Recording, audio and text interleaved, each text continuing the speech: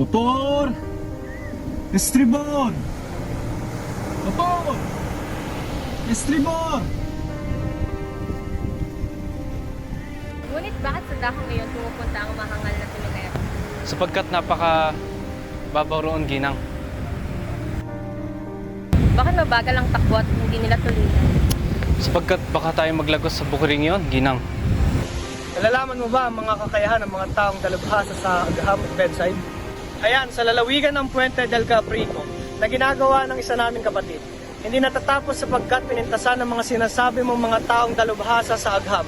Ayon sa pinagbabatayan nilang teorya, ang tulay ay may kahinaan at di matatag at mapanganib. Tignan nyo ngayon, nariyan pa rin ang tulay. Hindi pa nagigiba ng baha at lindol. Iyan, putris. Iyan talaga ang sasabihin ko. Iyang Puente del Caprico, ang mga taong dalubhasa sa Agham. Iyan nga talaga ang sasabihin ko, Padre Salvi. Ngunit hindi nangangahulugan na wala kang gaanong katuwiran na gaya ni Padre Camora. Ang sama ay nasa lawa. Mangyaring walang malinis na lawa sa kapuluang ito. Ang lunas ay napakadali. Totoong nagtataka ako kung bakit walang sino man na nakaisip nito.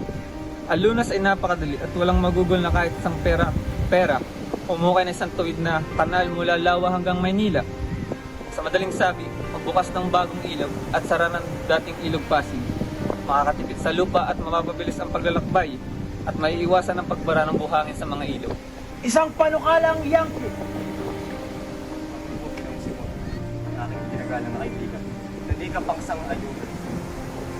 Napakalaki. Salapi ang magugugol. At bukod pa rito, maraming layo na masisira. Pwes, sumira! At ang salaping ibabayad sa mga manggagawa. Hindi kailangan bayaran. Gamitin ang mga bilanggo. Hindi sapat ang mga bilanggo, Ginoong Simon. Kung ganon, pakilusin ang buong bayan. Matatanda, kabataan at mga bata. Pagtrabahuin sila ng 3 o 4 o 5 buwan. Sa halip na 15 araw sa pilitang paggagawa, pagdalhin sila ng sariling pagkain at mga kagamitan. Tingnan ninyo, bago simulan ng mga sawain at daungan, nagharap ako sa isang panukalang orihinal. Madaling gawin, makabuluhan at matipid upang linisan ng putik at buhangin at gulod-guluran ng lawa. Ngunit hindi tinanggap sa dahilang hindi ito makakapagbigay. Maaari mong malaman ang inyong panukala. Kung walang panganib ay ibig ninyo ako magsalita at kapag mayroon na itahimik kayo, nakakita na ba kayo ng pato? Mga susok! Mga susong maliliit! Hindi nyo kailangan maging Indyo upang malaman niyon. Ang kailangan nyo lang ay gamitin ang inyong mga mata at ang inyong panukala. Iyan ang tutukuhin ko. Pipilitin ko ang mga bayong magkakanugnog at malapit sa gulod-guluran ng buhangin na mag-alaga ng mga itik. Makikita nyo kung paano magpapalalim sa gulod-guluran ng mga buhangin ang mga itik. Sisisirin nila ang mga suso. Yan ang panukala ko. Mapapahintulutan nyo bang sumulat ako ng lathain ukol dito? Kakaunti hanggang nag-iisip sa bayang nito. Don Custodio, kung madaming mag-aalaga ng itik, dadami ang balot. Nakakadiri. Hayaan na lang natin matuyo ang gulod-guluran.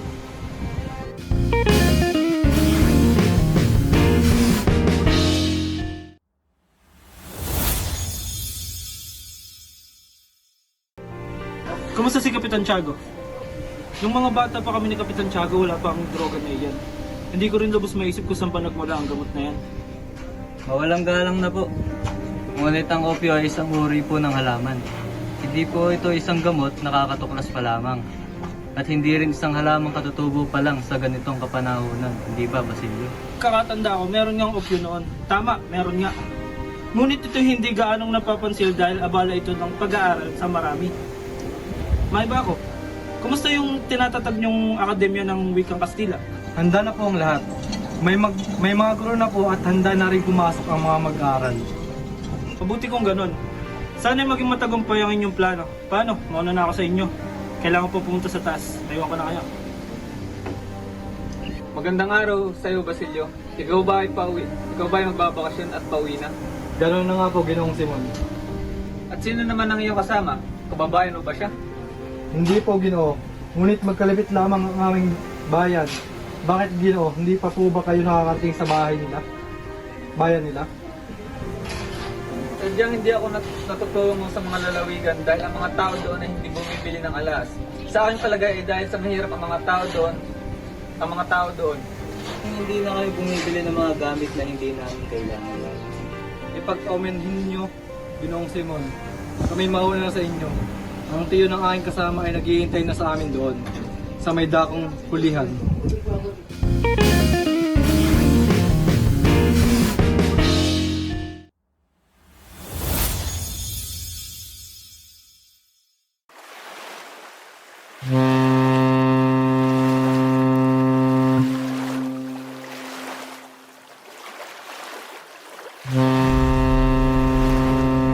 Tatago, hindi mo nakita ang pinakamainang na tanawin sa paglalakbay. Ay nako, marami na akong nakita mga ilog at tanawin at ang may kabuluhan na lang sa kaniyang mga alaman. Kapag sige may ilang alaman, nariyan ang malapad ng magbatong buhay noon bago pa man dumating ang mga Kastila at di umano'y titirahan ng mga espiritu.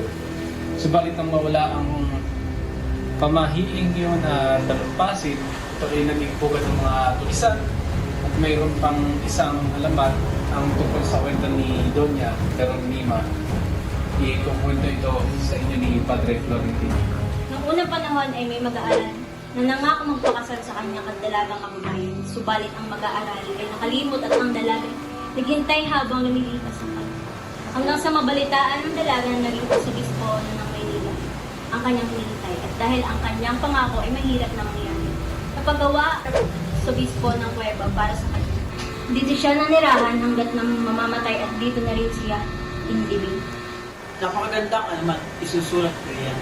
Napakasentimental. Ano sa palagay ng Padre Salvi? Hindi ba't mas mainam na ilagay ng kanyang kamahalan si Doña Teronima sa Beaterio?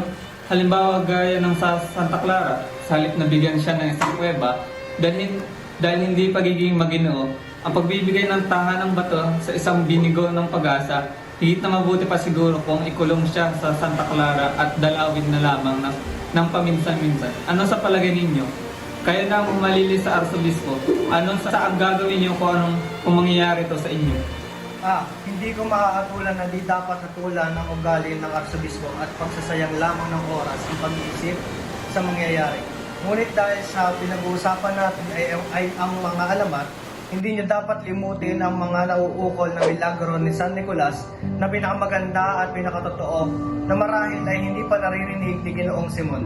Tila noong unang panahon, nag-ilog ganun din ang lawa ay pinaninirahan ng mga malalaki at masisibang buwaya na tinataob ang mga bangka sa pamamagitan ng pagpalo lamang ng buntot.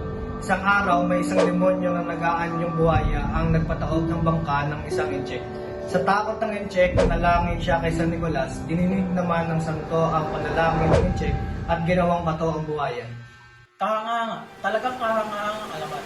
Papasok na pala tayo sa lawa. Kapitan! Mayroon! Ayon sa mga kawal na tinugis kay Ibarra, nang malapit siyang masukol ay tumalon siya mula sa bangka at sumisid ng mahigit 2 milya. Nang lumitaw ang kanyang ulo ay tinaguyod siya ng mga bala hanggang sa makita nila na pumula ang tubig dahil sa kanyang dugo. Gustong 13 taon na ang nakaraan ng mangyari yun. Kung gayon, ang kanyang bangkay, Nakasama na sa kanyang ama. Hindi ba't isa rin siyang pilibustero, Padre Salvi? yan ang masasabi kong murang paglilibing. Ha? Padre Camora? Lagi ko nga nasasabi na hindi mo maaasahan na ang pilibustero ay magkakaroon ng marangal na libing. Anong nangyari sa iyo, Ginoong Simon? Huwag niyong sabihin na kayo ay may sakit. Kayo na dating manlalakbay, mahihilo sa ganitong paglalakbay lamang. Kailangan ninyong malaman na ang paglalakbay sa ilog nito ay hindi dapat maliitin. Ang lawak nito ay higit pa sa malaki sa alinmang lawa sa Switzerland o lahat ng lawa sa Espanya pagsamasamahin man. Nakakita na ako ng mga sanay na mandaragat na nanghilo dito.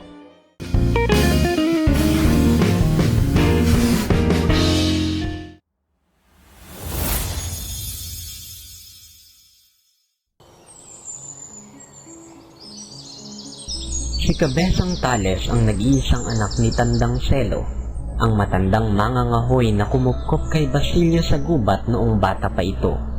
Sa paniwalang walang nagmamay-ari sa isang lupain, ay sinaka ito ni Cabezang Tales.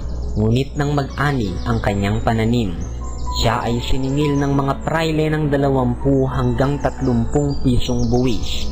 Nais tumutol ni Cabezang Tales, ngunit pinigilan siya ng ama. Magtimpi. Isipin mo na lamang na 10 taon kang magbabayad sa mga prailing dayuhan.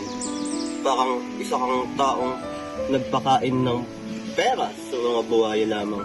O kaya isipin mo natalo ka sa sugal ng 3 piso. Tapos wala lang. Parang yan lang nangyari. Natupad ang pangarap ni Cabezang Tales na makapagpatayo ng bahay na yari sa tabla. Pinagkaisahan siyang gawing kabeza de barangay ng kanyang mga kanayon. Lubhang magastos ang tungkuling ito dahil kinailangan niyang bumili ng magagarang damit at naubos ang kanyang oras sa pagpunta sa kabisera. Magtimpi. Isipin mo na lamang na lumaki ang mga buhaya. Magtimpi.